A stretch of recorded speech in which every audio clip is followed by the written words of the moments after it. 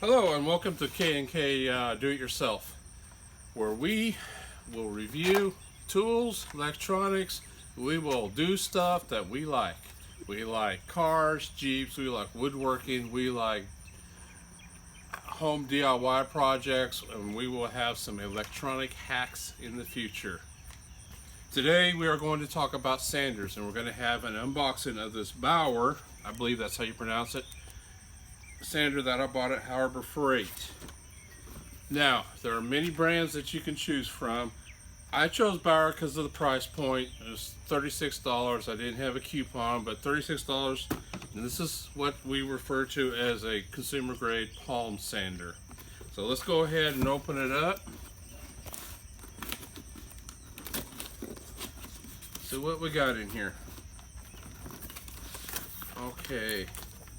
So we have instructions: Bauer 2.2 amp quarter sheet heavy duty palm finishing sander. So here's the instructions. What else do we have in here? Oh, okay. This, I'll show you what this is for later. Then we have the sander itself.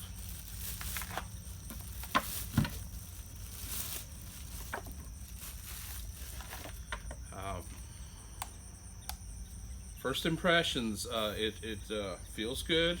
It's got a nice rubber grip here.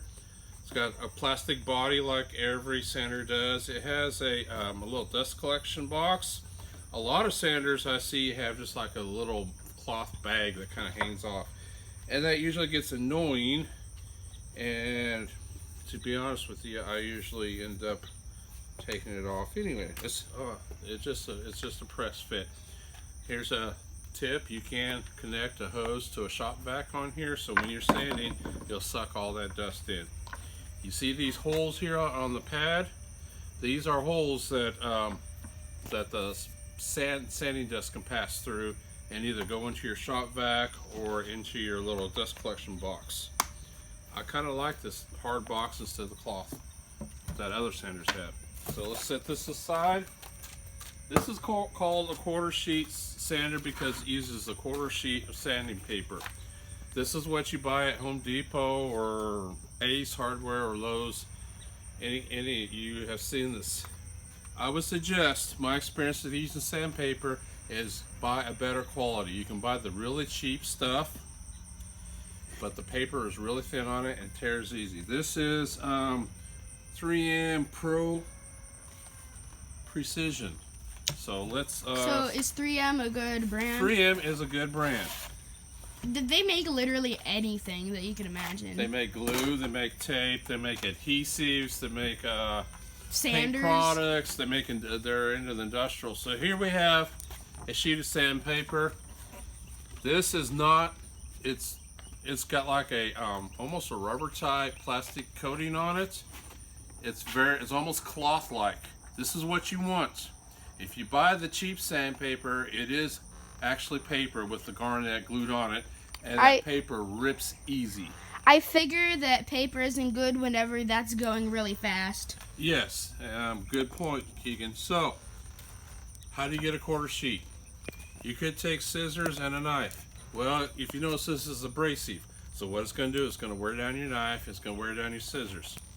Yeah. Or you just tear it. This is the fastest way to do it. Do not fold your paper this way, because when you go to crease that, you're running skin along abrasive. Oh, that hurt. Yeah, it's a little uncomfortable. So when you fold it abrasive side in, match up your corners, take a little time in this so you get accurate. So basically fold it like paper. Right. Fold it like you tear sheet paper, then press down, then run your hand along your seam here. That's all you need to do. Then hold one end down. I put my finger there right where it's going to start tearing, and then just gently. Oh, that's nice. Start tearing. It's almost as precise as scissors. Yes. And now we have two halves. Now how do we get a quarter? Just repeat the process again. And is there like 1/8 sanders, or is that too small? I don't believe I've ever seen. They do have sanders that have smaller pads, but they don't use. They use like a their own proprietary pad that usually sticks on with Velcro. So basically comparable to Apple having its proprietary charger. Yes. Okay. So we tear it again. There's my quarter sheet. I'm going to go ahead and do this sheet. Just in case in the future whenever Right. it wears off. Yeah, okay. Now, And you still have another sheet from the box. remember this? Mm-hmm. You don't have to do this, but it's optional. You notice these little nibs line up with your pad here. So you can put your paper on there and press So it like down, holds it in place. and well, it punches holes in it. It doesn't do a very good job, and I usually don't. I usually skip this step. And so the theory is it will have holes in your sandpaper, so it'll suck up the dust. Yeah, but I don't feel like that would work. Every manufacturer has this. I personally don't like it. So I think it'd be easier to just let the dust be there and then vacuum it afterwards. that brings me to the next point, Keegan. I prefer, if at all possible, weather permitting, to sand outside because of the dust. Now, if you have a garage, you got a shop, yeah, you can sand inside there, but they're gonna have dust everywhere. Sand outside and let Mother Nature take care of the dust. Or if If you you- have to, use a shop vac. Right. If you hold the camera steady. If you have to do it inside, say like you're inside your house, and it's like a piece of molding or whatever, I would strongly suggest have a shop vac. Have a friend hold the shop vac up close to where you're sanding to minimize dust. If you're in the garage, another tip is to get a fan and have that fan blowing across you so it's blowing the dust away out of your face. So- Learn that from experience. Yes. Your pad is going to have these little wire clamps. There's 2 of them. And that holds it in place. That holds your sandpaper in place. There's Now, something similar to that when you put like a processor in a computer, you lock it into place with that little is metal similar, things. yes. Okay, so you take your sandpaper. If you notice it's not quite square, you want to take the short end and you want to feed it. Keegan, you might want to come up here slowly and watch what I'm doing. So this paper goes in right here. You want it pressed down as far as you can. Take your clamp, take your wire, and hook it in there. See how it's clamped in there now? Mm-hmm. And then you press down firmly. You want this to be tight here. Now it may take a little finagling. I pressed too much down there, so I'm going to back it off just a little bit because I didn't have enough paper for the other side. Flip it over. Make sure you're pressing down hard. You don't want this to be loose. If it's loose like that, Then it's it won't work. It tears quickly. So essentially, a sander makes the slow process of rubbing running sandpaper across like wood really fast. Right. And it's clamped in. Nice and tight. Now you can back up. I find it more comfortable to hold when I'm not standing on that. Okay. So let's try out this Bauer quarter sheet sander. Hey, at the end we should have like a 5-star, 5-point rating to see just how good it is. Well, we will come back in a couple of months and say if it's still working. Yeah. All right. So when you sand, you just want it resting on your workpiece. Do not press down. A lot of people think if you press harder, it'll sand better. No, it doesn't. All it does is wear out your sandpaper more quickly, and it'll wear out your sander. All these bearings and everything in there will wear out. So let's start.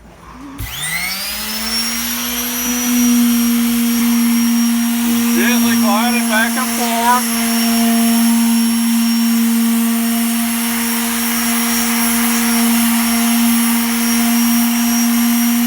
I'm barely pressing on it.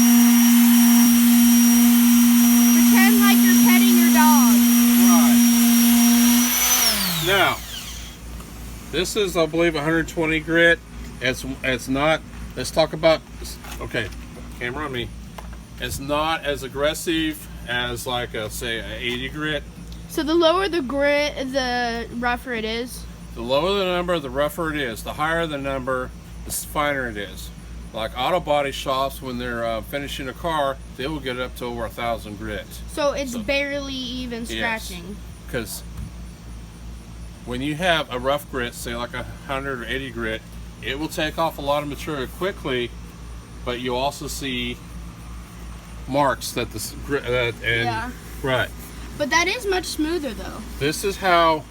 So the process, if you're doing any project, is you start with a low number, you sand everything, and then say like you can start with 80 or 100 grit, And then you work your and way then up. you work up to 120, like 220. You keep working your way up, depending on how smooth you want your project.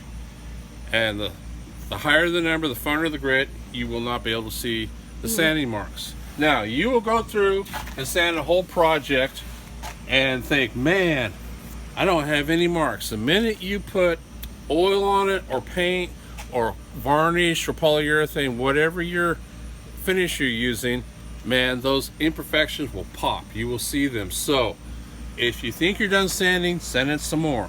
And then if you think you're done sanding, sand it some more, okay? Yeah, and something I noticed because of how low of a grit it is I can see a very faint line right about there. It doesn't. I don't Yeah, think that's a marking. That's a pencil line, Yeah. and that'll come off eventually.